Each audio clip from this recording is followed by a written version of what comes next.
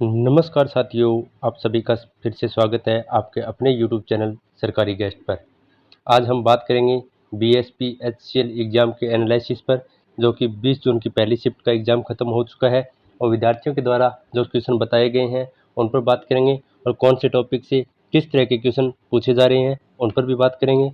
अगर आपका भी एग्ज़ाम आगे आने वाली किसी शिफ्ट में है तो बता सकते हैं कमेंट में, और अगर आपका एग्ज़ाम हो चुका है तो कमेंट में कृपया प्रश्नों को भी भेज सकते हैं। आपका नाम भी लिया जाएगा कि किसके द्वारा ये क्वेश्चन बताए गए हैं। तो चलिए भाई, बिना किसी देरी के साथ वीडियो को स्टार्ट करते हैं। और आगे बढ़ने से पहले आप सभी से निवेदन है कि वीडियो को लाइक करें और चैनल को सब्सक्राइब कर लें।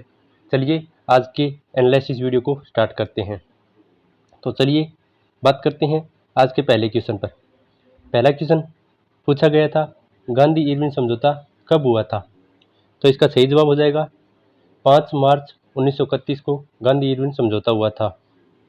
इस समझौते पर बात कर लेते हैं कि समझौते में क्या कुछ हुआ था। तो बात करते हैं, ये समझौता महात्मा गांधी और भारत के तत्कालीन वायसराय लॉर्ड इरविन के बीच हुआ था। इस समझौते में गांधी जी ने सविनय अवज्ञा आंदोलन को रोकने और दूसरे गोलमेज सम्मेलन में भाग लेने पर सहमति, जबकि ब्रिटिश सरकार ने राजनीतिक कैदियों को रिहा करने और कुछ अन्य रियायतें देने की सहमति व्यक्त की थी। चलिए अगले क्वेश्चन पर बात करते हैं। अगला क्वेश्चन पूछा गया था, अंडर 19 क्रिकेट वर्ल्ड कप 2024 का उपविजेता कौन रहा है? हम आपको बता दें कि करंट अफेयर 2025 की नहीं जबकि 2024 की पूछी जा रही है। तो उपविजेता की बात करें तो उसका उपविजेता इंडिया रहा था, जबकि विजेता की बात करें तो इसके विजेता रहे थे ऑस्ट्रेलिया, इसका विजेता रहा था और इसकी मेज़बानी अफ्रीका में की गई थी।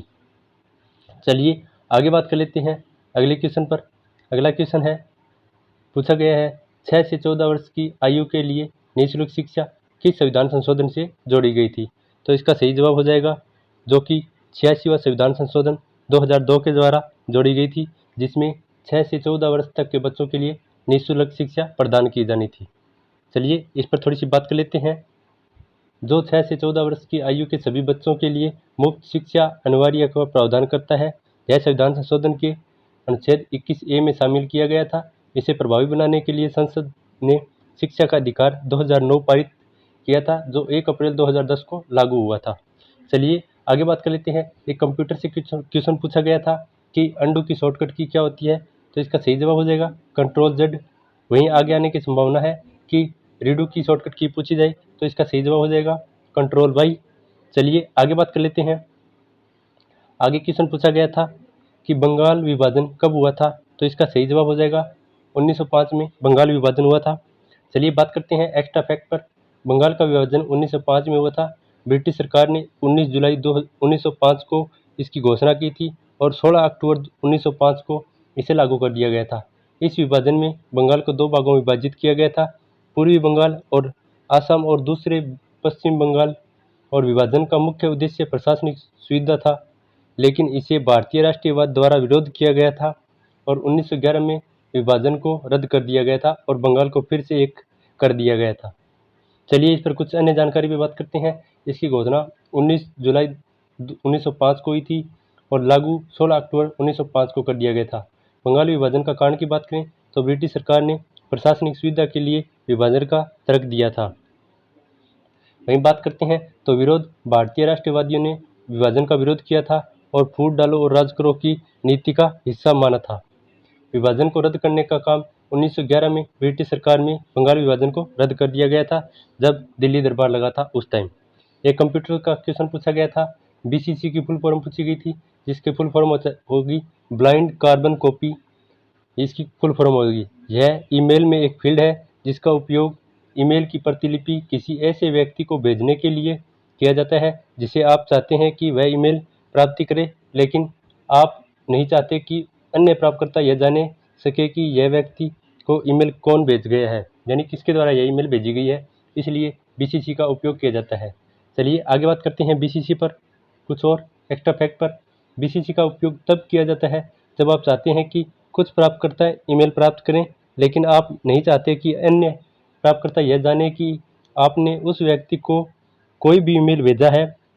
उदाहरण के लिए, यदि आप किसी को ईमेल भेज रहे हैं और आप चाहते हैं कि आपके बॉक्स में कोई भी ईमेल की एक प्रति मिले, लेकिन आप नहीं चाहते कि यह अन्य प्राप्तकर्ता यह जाने सके कि आपके बॉस को भी ईमेल भेजा गया है, और तब आप बीसीसी का उपयोग कर सकते हैं, उसके द्वारा जोड़ सकते हैं।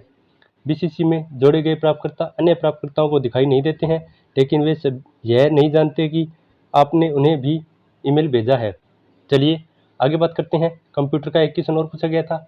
लाइनेक्स की फुल फॉर्म पूछी गई थी, जिसकी फुल फॉर्म हो जाएगी livable intellectual not using XP.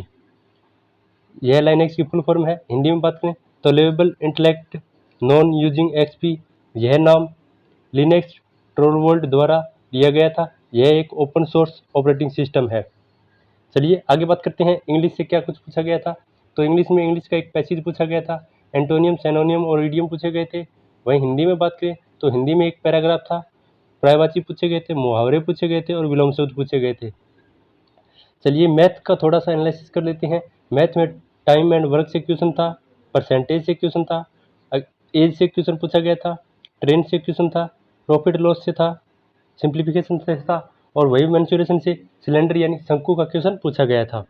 चलिए आगे बात कर लेते हैं कि रीजनिंग में क्या कुछ पूछा गया था। तो रीजनिंग में ब्लड रिलेशन से क्वेश्चन पूछे जा रहे हैं, सीटिंग अरेंजमेंट के 2 क्वेश्चन थे, और फाइंडिंग यानी आगे वाले भाग में क्या आएगा उससे 4 क्वेश्चन पूछे गए थे। वही कंप्यूटर में मेनली माइक्रोसॉफ्ट इंटरनेट प्रिंटर से रिलेटेड क्वेश्चन पूछे जा रहे हैं। तो यह था आज के 1 जून का एनालिसिस। मिलते हैं एक नई वीडियो के साथ, तब तक के लिए चैनल के साथ बने रहें, क्योंकि आगे भी एनालिसिस वीडियो आती रहेगी। उम्मीद है आपको वीडियो पसंद आया है। वीडियो पसंद आया है तो लाइक करें और चैनल को सब्सक्राइब करें, और साथ ही साथ कमेंट में बताएं आपका एग्जाम कौन सी शिफ्ट में है। अगर आपके पास भी कोई क्वेश्चन है तो ज़रूर भेजें, ताकि आगे आने वाले विद्यार्थियों की हेल्प हो सकती है।